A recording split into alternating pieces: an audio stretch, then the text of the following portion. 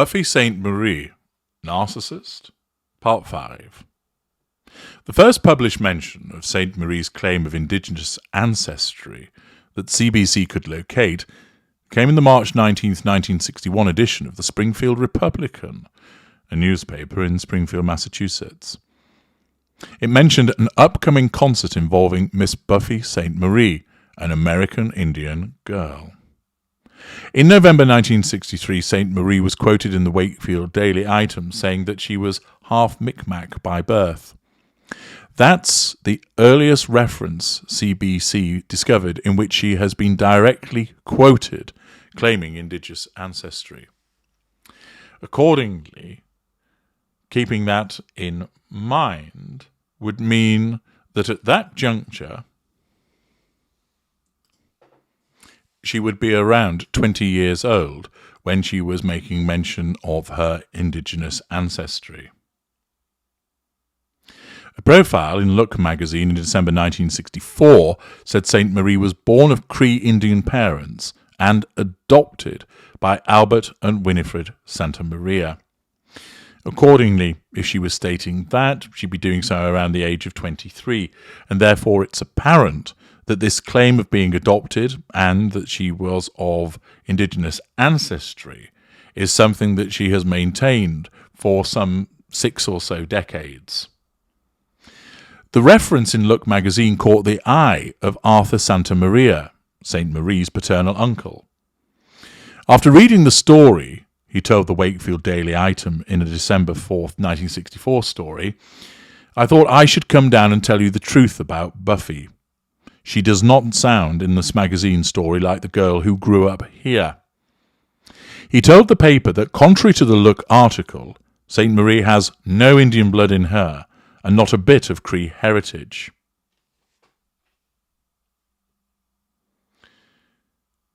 In an interview with CBC earlier this year in her Phoenix, Arizona home, Heidi Sainte-Marie said the rest of the family did not believe she was indigenous. And therefore, it is interesting that the family are speaking out against this. In 1964, the uncle stated that the current issue of Look magazine has a story about Wakefield's folk singing Buffy Saint-Marie, but most of it is press agency, according to Buffy's uncle, Arthur Sainte-Marie. After reading the story, he told the Item, "I thought I should come down and tell you the truth about Buffy. She doesn't sound in this magazine story like the girl who grew up here and went through the schools here. And if the people believe what they get from the press agents, they'll get a wrong impression."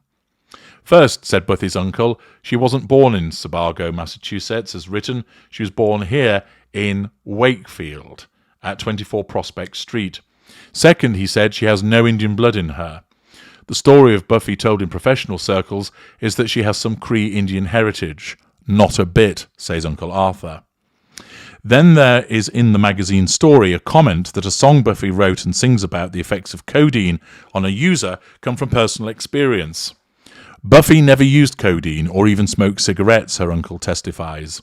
This business that she had to be high on codeine before she could write her song is poppycock, he snorted. And she doesn't use peyote either, as the story relates, he exclaimed. If people read this story and believe it, they'll wonder what kind of person Buffy has become since she left town, he worried.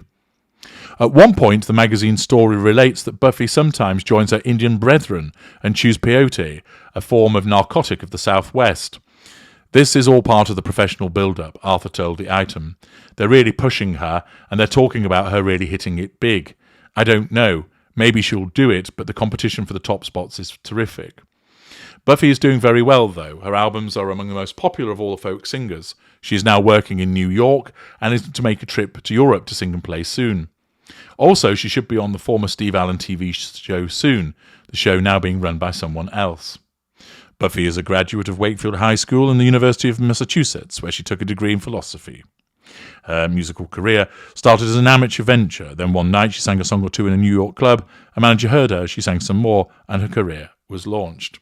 That is the piece that appeared in the newspaper back in 1964. Now, there is a possibility that what she said was true and that her uncle was causing mischief. However, we know that can't be right with regard to the situation of where she was born, because we've seen the birth certificate that confirms she was not born where she said she was, and that she wasn't adopted. It also details the fact that she's white, and therefore that means that what the uncle had to say was correct. Therefore, if he's a credible witness in that regard, it may well be the case that he is to be believed with regard to his comments about her taking codeine and also engaging with chewing peyote. Accordingly, that would seem that she has also invented those aspects also.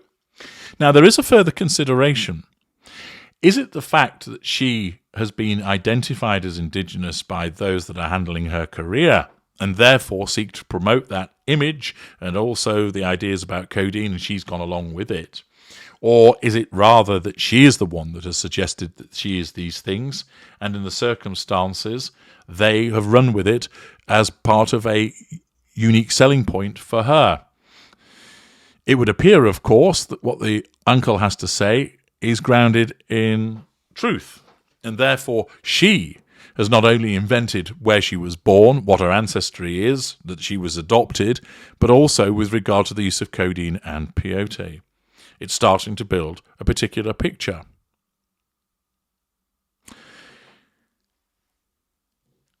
In an interview with CBC earlier this year in a Phoenix, Arizona home, Heidi Sainte-Marie said the rest of the family did not believe she was indigenous. Nobody, except for Buffy, ever talked about Buffy being adopted, Sainte-Marie, 58, said. Bruce Santamaria said his family told him Sainte-Marie's claim that she was adopted was incorrect. We were told flat out that she was my Uncle Albert's child, he said. Despite the family's concerns, his aunts and uncles followed Sainte-Marie's career with passion and were proud of her, Bruce Santamaria, 61, said. She was a really talented musician, he said, and she was also authentic in her support for the Native Americans. She really cared about them. She was a voice for them. He said the family believed her claim to indigenous ancestry was some sort of publicity stunt. Whispers began to swirl that Sainte-Marie had threatened family members, including her own brother, with legal action or worse if they publicly questioned her ancestry claims. Now, the use of threat is commonly utilised by narcissists, but it's not the exclusive preserve of a narcissist. And if it's the case that Sainte-Marie had utilised the Indian ancestry as a USP for her career, if she perceived that somebody was going to blow that artifice open, it would follow that she may well utilise threat against people to keep them quiet so that she didn't lose out and have her career stymied. Again, that doesn't necessarily mean that she's a narcissist for behaving that way. A normal or narcissistic person may well engage in such behaviour and react in the way that she did when they see that their livelihood is being threatened. The risk of losing that livelihood would reduce emotional empathy for those family members, resulting in the issue of threat. I remember those stories growing up. Don't talk about it. We don't want any trouble. Let her do what she wants to do because we don't want to lose our house. We don't want lawyers coming and suing us for defamation, Santamaria said. Sainte-Marie's career began just as the hippie movement was emerging across North America. It was characterized by a rejection of Eurocentric culture and an embrace of indigenous spirituality, according to Tellert. The hippies are in the process of throwing out the traditional churches and adopting spiritualism, and they reach out to indigenous people to adopt some of their ways. In a 1967 interview with the Berkeley Barb, an underground newspaper in Berkeley, California, Sainte-Marie is reported to have expressed annoyance with this trend. "It doesn't make any sense to me, these kids trying to be Indians," she is quoted as saying. "They'll never become Indians." That, of course, smacks of hypocrisy. According to Sainte-Marie's 2018 biography, her studies at the University of Massachusetts, Amherst, led to a paradigm shift in her worldview. Studying philosophy and world religions reinforced her churchless spirituality, as well as the connection she'd always felt between herself and something that is bigger, the earth, animals, ancestors, and life itself, the autobiography said. She began spending time with members of the National Indian Youth Council, an organisation made up primarily of indigenous law students. The group offered her a chance to meet people who were a lot like her, young, college-educated, politically charged and ready to make a change, the 2018 biography says. In the early 1960s, Sainte-Marie travelled to Oklahoma with members of the NIYC. She said she witnessed racism. There were signs in windows, help wanted, Indians need not apply, she told her biographer. Over the decades, she used her fame to fight for indigenous rights. Again, is this demonstrative of emotional empathy, or is she simply making herself look good for the purposes of facade management? In the late 1960s, she established a foundation that offered scholarships to indigenous students. In the early 1970s, she reportedly paid hundreds of dollars every week to supply water to indigenous protesters who had taken over Alcatraz Island. In the 1990s, her cradleboard teaching project developed indigenous curricula for schools. "Do you really think you can save the Cree culture?" a Los Angeles Free Press reporter asked her in 1967. "I can save the culture," she is quoted in reply. Sainte-Marie's growing fame in the 1960s and 1970s coincided with a critical moment for indigenous issues in the US, said Professor Kim Tallbear. This is a moment when you see native issues are beginning to come more into the public consciousness, as you see these red power and black power social movements, where people that have been silenced for so long are suddenly in the news. Tallbear said Sainte-Marie's long black hair and this kind of exotic sort of image she's cultivating, combined with her claim of being indigenous, greatly elevated her career and her visibility.